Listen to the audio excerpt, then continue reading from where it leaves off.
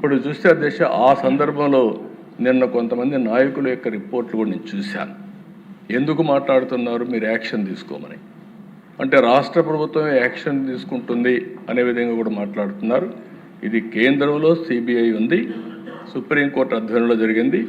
రాష్ట్ర ప్రభుత్వానికి కొన్ని రికమెండేషన్లు చేశారు అధికారులపైన యాక్షన్ తీసుకోమని.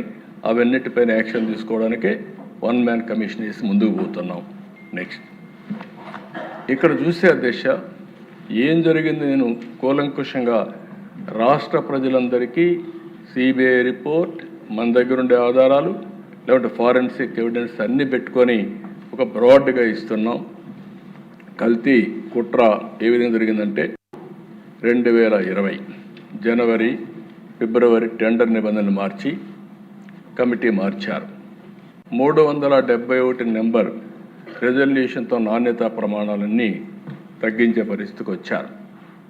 ఆ తర్వాత మీరు చూస్తే 2022 మేలో బోలేబాబా సంస్థపై ఫిర్యాదు విచారణకు ఆదేశించారు.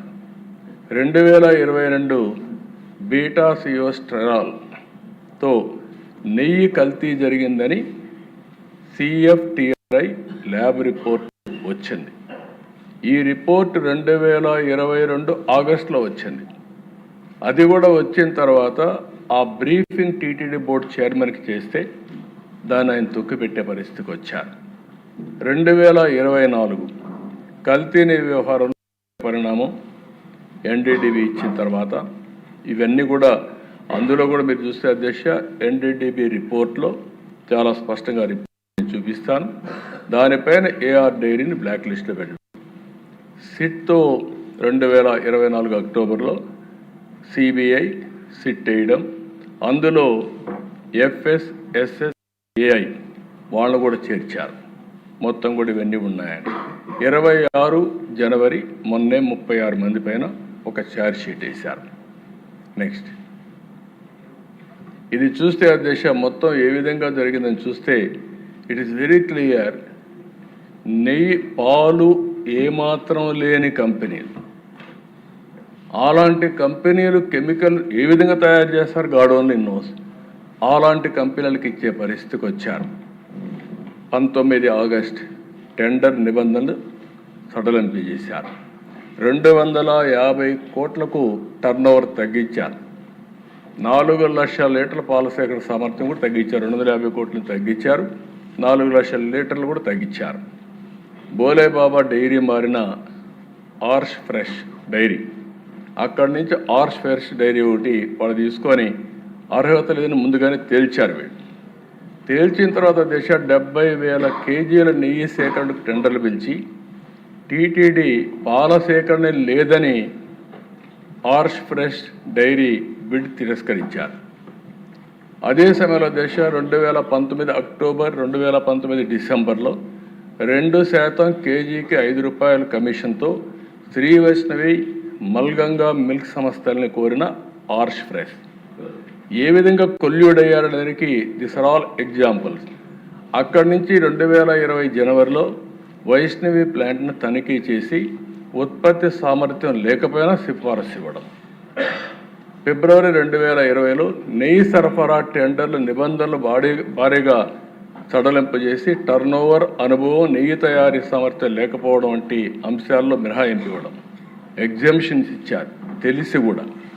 2020 మార్చి 27,200 కేజీల ఆవు నెయ్యి కొనుగోలుకి వైష్ణవి సంస్థకే సప్లై ఆర్డర్ ఇచ్చారు. 1 లీటర్ మిల్క్ సప్లై ప్రొక్యూర్ చేయని సంస్థకి ఇచ్చే పరిస్థితికి వచ్చారు. 21 మార్చి వైష్ణవి ట్యాంకర్ను పరిశీలించి సరఫరాకు అనుమతించిన RSSVR Subrahmanyam, doctor Venkataswamy Venkata Subrahmanyam. 21 July, September 21లో బోలేబాబాగా మారిన ఆర్ష్ ఫ్రెష్ సంస్థ, బోలేబాబా సంస్థనే ఆర్ష్ ఫ్రెష్గా మారి అక్కడి నుంచి కల్తీకి ఆర్ష్ ఫ్రెష్ డైరీ ఫుడ్స్ నూనె సరఫరా కొనడం ఎన్ని చేశారు. నెక్స్ట్ ఇక్కడి నుంచి చూస్తే అధ్యక్ష 2021 నవంబర్ 20,50,000 కేజీల నెయ్యికి టీటీడీ టెండర్లు. కేజీకి 329 రూపాయలు చొప్పున బోలేబాబాకు నెయ్యి సప్లై ఆర్డర్ ఇచ్చారు. బోలేబాబాని లంచం అడిగిన చిన్నప్పన్న అంగీకరించని బోలేబాబా తనిఖీకి టీటీడీ అక్కడి నుంచి ఆ జీఎం పైన ఒత్తిడి, టీటీడీ జీఎం పైన ఒత్తిడి, ఇవన్నీ జరిగాయి. 2022 జూన్ ఫతేపూర్లోని బోలేబాబా ప్లాంట్ తనిఖీ చేసిన టీటీడీ బోలేబాబాపై అనర్హత వేటు. డబ్బులు ఇవ్వడానికి అప్పట్లో బోలేబాబాని తీసేశారు, కానీ నెయ్యి మాత్రం ఇన్ఫీరియర్ క్వాలిటీని అప్పుడు కూడా ఐడెంటిఫై చేయలేకపోయారు. 2023 ఏప్రిల్ 2023 అక్టోబర్ వైష్ణవి డైరీని కొనుగోలు టెండర్లో పాల్గొనాలని ఏఆర్ డైరీని సంప్రదించిన బోలేబాబా కేజీకి 3 రూపాయలు చొప్పున ఇస్తామని ఆఫర్. మళ్ళీ ఇక్కడ కొల్యూషన్, వైష్ణవి డైరీ ఏఆర్ డైరీని చేయడం, వైష్ణవి డైరీని బోలేబాబా చేయడం, ఇవన్నీ కూడా ఎంత కొల్యూషన్ కక్కుర్తుందో మనం అర్థమవుతుంది.